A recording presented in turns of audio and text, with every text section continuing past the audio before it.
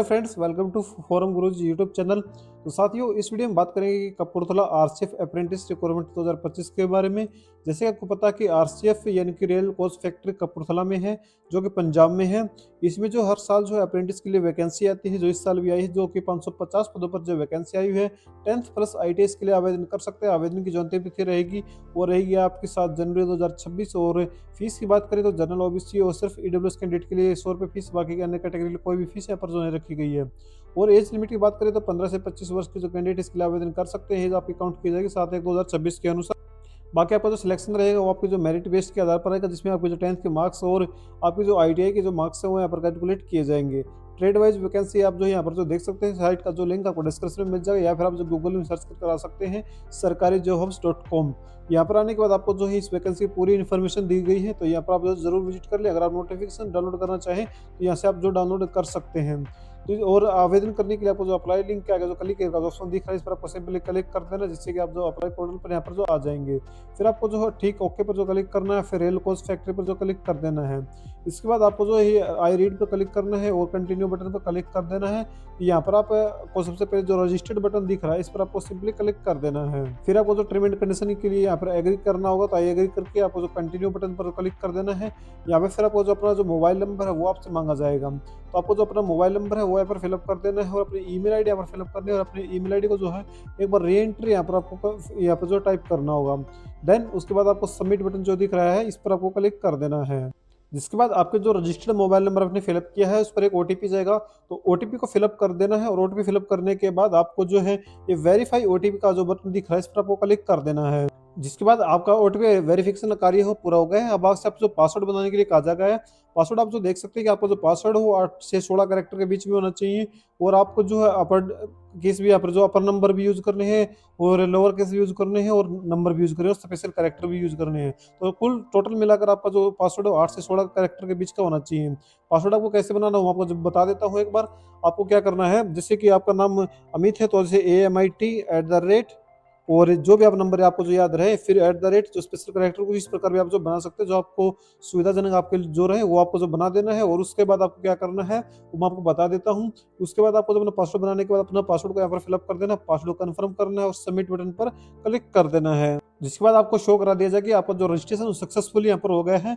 यानी ये बता भी दिया कि यू हैव सक्सेसफुली रजिस्टर्ड। आपके जो नंबर है वो SMS के माध्यम से आपके जो रजिस्टर्ड मोबाइल नंबर आपकी जो डिटेल है प्रोवाइड यहाँ पर जो कर दी गई, तो आपको ओके बटन पर जो क्लिक कर देना है। जिसके बाद कुछ ऐसा यहाँ पर इंटरफेस देखने को मिलेगा। यहाँ पर देखो बताया भी कि सफल पंजीकरण के बाद आपको आपके मोबाइल पर संदेश के माध्यम से लॉगिन आईडी प्रदान की गई है। आवेदन जमा करने के लिए इस लॉगिन आईडी का जो प्रयोग करना है, तो जो लॉगिन आईडी आपको जो SMS के माध्यम से मिली है उसको आपको यहाँ पर जो फिलअप करना है। इसके लिए आपको जो टिक पर क्लिक करना है और कंटिन्यू बटन पर जो क्लिक कर देना है। अब आपका जो यूजर नेम है, आपका जो फोन नंबर है वो यहाँ पर आपको फिलअप कर देना है, और अपना पासवर्ड है वो यहाँ पर आपको जो फिलअप कर लेना है। और ये कैप्चर कोड जो दिख रहा है यहाँ पे, इस कैप्चर कोड फिलअप करने के बाद लॉगिन टैब पर जो क्लिक कर देना है। जैसे आप लॉगिन पर क्लिक करेंगे तो आपके सामने जो आपका जो रजिस्टर्ड मोबाइल नंबर है उस पर एक OTP जाएगा। तो OTP आपको जो है यहाँ पर जो फिलअप कर देना है। लेकिन आपको मैं बता देता हूँ, अगर आपका जो यहाँ पर रजिस्ट्रेशन के टाइम पर अगर आपके पास जो लोग यूजर आईडी का जो मैसेज नहीं आया है, तो आपको थोड़ा वेट करना है और दोबारा से रिट्राई करना है रजिस्ट्रेशन के लिए, क्योंकि साइट में इशू चल रहा है, तो हो सकता है आपको जो है थोड़ा वेट करना पड़ जाए। तो आपको वेट करना है, जब आपके पास यूजर आईडी आ जाए तभी आपको जो लॉगिन करना है। तो लॉगिन करने के लिए आपको जो देखो OTP फिल करना है और फिर लॉगिन पर जो क्लिक कर देना है। जिसके बाद कुछ ऐसा इंटरफेस देखने को मिलेगा। यहाँ पर कुछ दिशा निर्देश आपके लिए बताए गए हैं, तो वो आप जो देख सकते हैं। इसके बाद आपको जो आई हैव रीड इस पर क्लिक कर देना है और प्रोसीड बटन पर जो क्लिक कर देना है। अब आपके सामने कुछ ऐसा इंटरफेस देखने को मिलेगा। सबसे पहले आपको जो कुल 6 स्टेप में आपको जो है फॉर्म यहाँ पर जो कंप्लीट होगा। सबसे पहले आपकी जो है बेसिक डिटेल आपसे पूछी जाएगी, जहाँ पर आपको सबसे पहले अपना जो आधार नंबर है वो फिलअप कर देना है। फिर अपना जो पैन नंबर है वो आप जो दे सकते हैं। उसके बाद आपको जो अपना फर्स्ट नेम है वो यहाँ पर आपको जो मेंशन कर देना है कि आपका जो फर्स्ट नेम जो आपकी मार्कशीट है उस पर जो मार्कशीट पर जो लिखा है वही होना चाहिए। अगर आपको कोई मिडिल नेम है फिर लास्ट नेम है तो वो आपको मेंशन कर देना है। और अपने फादर का जो नाम है वो यहाँ पर आपको जो है मेंशन करना होगा।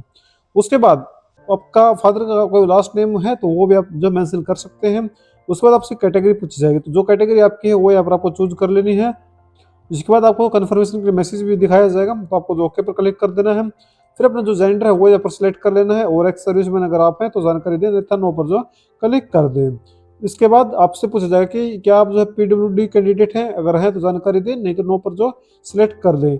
उसके बाद आपकी जो डेट ऑफ बर्थ है वो पूछेगी, जो डेट ऑफ बर्थ काउंट की जाएगी 7/1/2026 के अनुसार, तो वो आप जो को जो है इस चीज़ का जो ध्यान रखना है। डेट ऑफ डीओबी सेलेक्ट करने के लिए आपको जो है इस कैलेंडर के माध्यम से अपनी जो डीओबी जो सेलेक्ट कर लेनी है।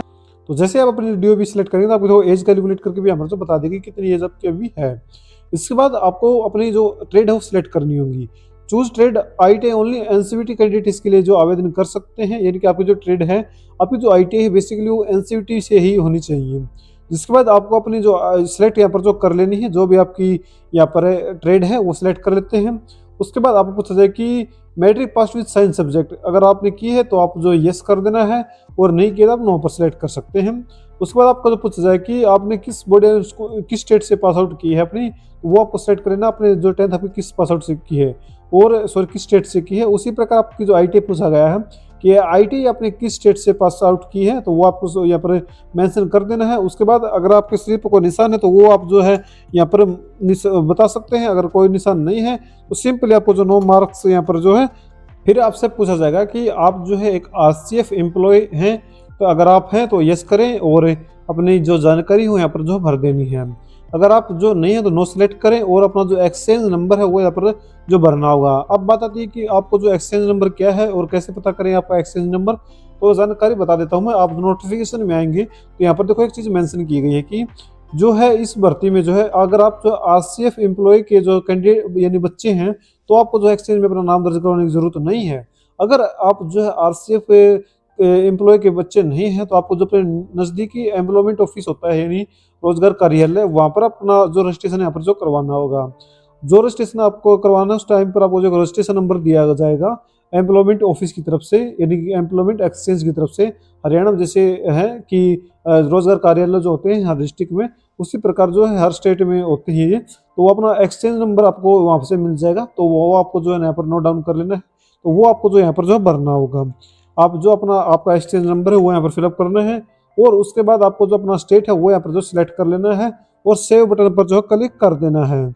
तो जैसे आप सेव पर क्लिक करेंगे तो आपके सामने देखो आपकी बेसिक डिटेल सेव सक्सेसफुली। फिर आपको जो है स्टेप 2 पर जो क्लिक कर देना है, जिसके बाद आपकी जो क्वालिफिकेशन डिटेल आपको जो ऐड करनी होगी। सबसे पहले आपकी जो मैट्रिक की यहाँ पर पूछा जाएगा, तो आप मैट्रिक में आपके जो रिजल्ट है वो परसेंटेज में यहाँ पर सीजीपी में है, तो वो आपको जो बता देना है। तो मैक्सिमम नंबर आपको जो कितने थे, तो जैसे कि पता है आपको 500 में उससे होते हैं, तो 500 सेलेक्ट कर लेना है। और उसके बाद आपको जो कितने मार्क्स आए हैं तो वो आपको सेलेक्ट कर लेना है, तो आपकी परसेंटेज ऑटोमेटिकली यहाँ पर फिल हो जाएगी। फिर आपके आईटीआई की पूछा जाएगा, तो आईटीआई में कितने नंबर आपको यानी कितने में से कितने नंबर आपको मिले हैं, तो वो आपको जो है मेंशन कर देना है। तो जैसे आप सेलेक्ट करेंगे तो आपकी परसेंटेज ऑटोमेटिकली यहाँ पर फिल हो जाएगी। इसके बाद आपको से जो है आपकी हाईएस्ट क्वालिफिकेशन के बारे में पूछा जाएगा। अगर आप जानकारी देना चाहें तो दे सकते हैं, नहीं तो आप इसको जो छोड़ भी सकते हैं, ये ऑप्शनल है, यहाँ पर साफ मेंशन किया गया है। इसके बाद आपको जो है सेव बटन पर जो क्लिक कर देना है। तो जैसे आप सेव पर क्लिक करेंगे तो आपकी जो क्वालिफिकेशन डिटेल वो भी सेव हो जाएंगी। फिर नेक्स्ट स्टेप में आपको जो अपना एड्रेस है उस पर जो क्लिक कर देना है, स्टेप 3 पर।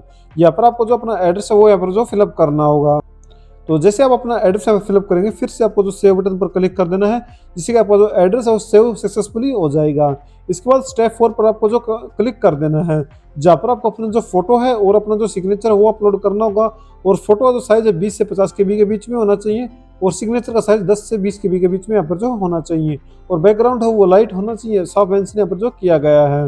और आपको जो सिग्नेचर है देखो ब्लू पेन से, ब्लू बॉल पॉइंट पेन से ही आपका सिग्नेचर यहाँ पर जो है होना चाहिए। इस चीज़ को आपको जो ध्यान रखना है। तो जब आप अपने फोटो और सिग्नेचर पर जो अपलोड कर देंगे तो आपको जो सेव बटन पर जो है क्लिक कर देना है, तो आपका जो फोटो डॉक्यूमेंट्स अपलोड है वो सक्सेसफुली यहाँ पर जो है अपलोड हो जाएंगे। इसके बाद आपको जो है यहाँ पर प्रीव्यू का ऑप्शन देखने को मिलेगा। अगर आप जो है जनरल, ओबीसी या फिर ईडब्ल्यूएस कैंडिडेट हैं तो आपको जो फीस पेमेंट के लिए कहा जाएगा। अगर आप अन्य कैटेगरी से हैं सिंपली आपको जो है स्टेप 5 में प्रीव्यू आपका जो है दिखाई देगा। तो आपको जो है प्रीव्यू पर जो क्लिक कर देना है, जहाँ पर आपकी जो जानकारी है वो यहाँ पर आपको जो देखने को मिल जाएंगी। तो आपको जो नीचे आ जाना है। इसके बाद आपसे देखो कहा गया है कि no change can be made after submitted this application the application, यानी कि सबमिट के बाद आप जो अपने एप्लीकेशन में कोई भी चेंजेस जो है नहीं कर पाएंगे। तो इसीलिए जो अगर आप चेंज करना चाहें तो इस बैक बटन के माध्यम से आप जो है बैक करके अपने फॉर्म को जो चेंज कर सकते हैं। अगर आपको लगता है कि आपके द्वारा भरी गई जो सभी जानकारी सही है तो आपको जो है सबमिट बटन पर जो है क्लिक कर देना है, जिसके बाद आपका जो फॉर्म सक्सेसफुली सबमिट हो गया। आप इसका जवाब प्रिंट आउट लेने के लिए आप जो प्रिंट बटन पर जो है क्लिक कर सकते हैं, जिससे कि आपका जो प्रिंट आउट के लिए PDF है वो आपकी जो डाउनलोड हो जाएगी। तो इस प्रकार साथियों जो आप जो है इस वैकेंसी का जो फॉर्म है वो घर बैठे फिलअप कर सकते हैं। इसकी जो रिजल्ट है वो यहाँ पर जल्द ही जारी किया जाएगा, तो उसकी जो जानकारी के लिए आप जो विजिट कर सकते हैं sarkarijobhubs.com पर, जिसका जो लिंक आपको नीचे डिस्क्रिप्शन में मिल जाएगा। तो उम्मीद करते हैं कि आपको जो वीडियो पसंद आए तो वीडियो को जो लाइक और चैनल को सब्सक्राइब करना ना भूलें। वीडियो देखने के लिए बहुत बहुत धन्यवाद।